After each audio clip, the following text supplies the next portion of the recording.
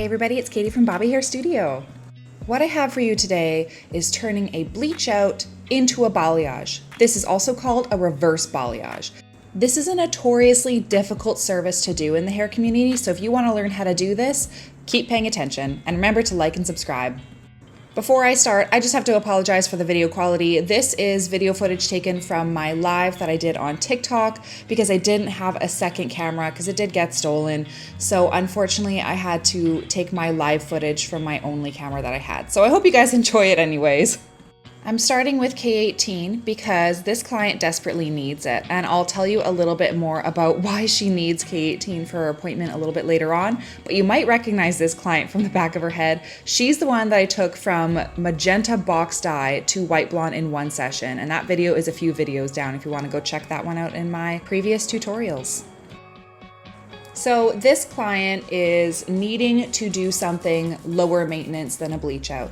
And if you watch the other video, you'll realize that we went from solidly one color, which was a box dye, to solidly bleach out because it's far easier to go from bleach out to a foiled service than to go from a foiled service to a bleach out. I have videos on all these different kinds of services, and if you guys like watching hair tutorials for free and getting formulas, you should subscribe and take a look at those. But essentially that's what I do on YouTube, and my community has been showing me that they've learned a ton from my videos. It's easier to turn a bleach out into a balayage because you basically drop down low lights and a shadow root and retone the whole thing, versus picking up those teeny little low lights and bleaching them and turning it into a full bleach out and not missing a single hair but also not breaking any of the hair off is incredibly difficult to do. So let's get into what I'm doing, how I'm doing it, and why I'm doing it the way I'm doing it. As you can see, I've sectioned my client into 3 sections along her parting. So there's the 2 front pieces and then the back. The reason why I'm doing the back is so that I can maintain symmetry, and whenever spaces are too large for me to fit one foil in, I can split them into half and do them right next to each other so I can see how far I brought down my low lights. Also, you'll notice that none of my low lights have gone all the way down to the very ends of the hair. This is because my client wants that ombre look where all of her ends are still solidly blonde, but she really wants a very soft transition towards that. So let's get started with the first formula. The first formula is a low light formula, and I've mixed together 2 lines from Schwarzkopf. I've mixed together TBH and Vibrance. I've used a 7-16, which is a 7-ash chocolate, and the chocolate is important because it's going to fill in the hair. This is the difficult thing to formulate when you are trying to get a level 10 down to a level 7 without losing a bunch of the color when she washes her hair, is you need to equal parts fill it as well as cool down the tone. Because her natural color is so dark, we want to make sure that we do have an ashier result, rather than if she were to have like maybe let's say a level 8 and it was like a auburny color, we could have more warmth in our low light formula, but we do want to maintain a slightly ashier result for this one. Mixed with that, we have a 7-4 and a 6-16 in the Vibrance collection. So that is a level 7 beige, which is again another fill, but it's a cool toned beige, and a 6-16, which is an ash chocolate again. So again, ash and chocolate are going to balance each other out and fill in the hair and make it look like a natural, normal color. And I mix this with TBH because TBH has that really great filling power for anybody who wants to go darker. Now for my method, I've talked briefly about this a little bit before, but I'm just going to explain to you what I'm doing with each piece. Is I'm taking slightly thicker sections and I'm doing like a micro baby weave out from the top part of the section. So I'm really dropping down most of this hair, the blonde stuff, out of the foil, because honestly, when you add in dark, a lot more goes dark than you think. The dark has a lot more power than you imagine it will. So going a little bit lighter handed on these things is the best way to go about it, because you can always add more low lights. But if you go too dark the first time and you have way too much depth and darkness in there, then it's really difficult to make sure that you can go in and re-lighten some of those pieces, especially if they're previously lightened. That's where you're gonna get lots of damage. So less is more in this case. And as I've done the back, I've basically brick laid it all the way up towards this crown area, and I'm making sure to be very, very fine with all of my weaves so that they're just very soft little pieces, that I don't have any big chunky lowlights. I don't want any of that look, because of course the bigger you take these pieces, the more it will show if you have any spottiness. And that's the difference between color and bleach. When you apply color onto bleached hair, there is no forgiveness with the blending. So that's why the skinnier the weave you can do, the easier it is to blend off, because with bleach, you can blend it upwards and feather it and you will get a softer result with less saturation. That's not the case with color. Wherever you mildly touch it, it will go to its full color in the processing time. So if you get a little spot here or a little straight line there, you will see it, which is again why I'm going to be placing foils on top of each other rather than to fold my foils in, because if I fold them in, I'm going to be getting a ton more of those little blonde hairs at the end touching up onto the color that I've painted down. I absolutely don't want that happening. I'm placing the color methodically, exactly where I want it and exactly how I want it. And I'm making sure not to really put it on the new root in case it does bump her base a little bit. I'm only applying it to the blonde, feathering it down with the side of my brush and making sure that everything is as soft as humanly possible, because you still will see things even if you go softer than you think. With these front pieces here, I've actually sectioned out her money piece because I want that to be the big blonde boom at the front. So it looks pretty thick, but trust me, it's not nearly as intense as it's going to be at the end, because she's still gonna have a lot of blonde in her hair, but the more blonde you have in your hair, the bigger the money piece needs to be to stand out. So while you watch me foil the sides, I'm going to explain why my client needs K18 in her hair and why we're going down to a balayage. My client loves the bleach roots, but she has found that coming every 5 weeks is going to be far too much maintenance for her.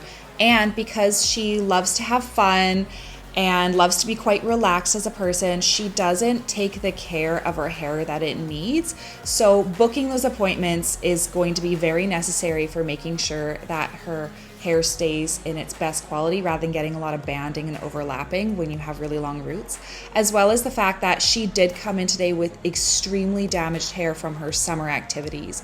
She did fall asleep with purple shampoo sitting in her hair and it turned dark violet because it was in there for like 10 hours. And then she did fall asleep in a hot tub after that.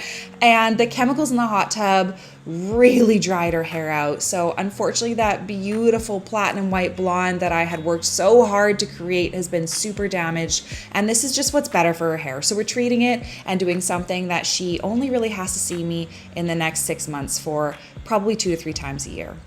Now you can see that the color has processed in the back here. This is completely done versus the two sides. You can see that they're not all the way done processing. When you do mix together a low light formula, it's important to let it process for the whole time. For this color line, I'm pretty sure it's like 25 to 30 minutes. We let it sit for the whole time before we rinsed it out. If you do not let your low lights process for their full time, they will end up being really hollow and have the undertones of some of the colors that you don't want to see in there. So you need to let it go all the way to the end. Now for the root smudge formula. This is the second part of this service and it's super, super important. I am taking the leftovers in my bowl from the low light and I'm mixing in a lighter color. So a color that's between that level 6.5, 7 and a level that's between a 10. So this is gonna pull it to around a 7, 8. And what I'm mixing into there is a 9.5, 5, so that's a gold, a 9.5, 4, which is a cool beige, and a 9.5, 1. So these are all just basically making a lighter version of the color that's in my low lights.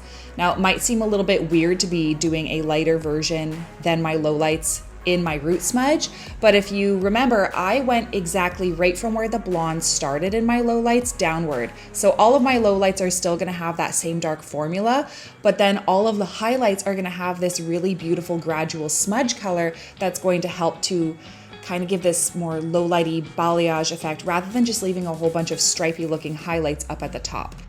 This is also a great thing to do while your lowlights are processing because you can take a little peek to see if you did get any splotches of color in between your drops with your lowlights.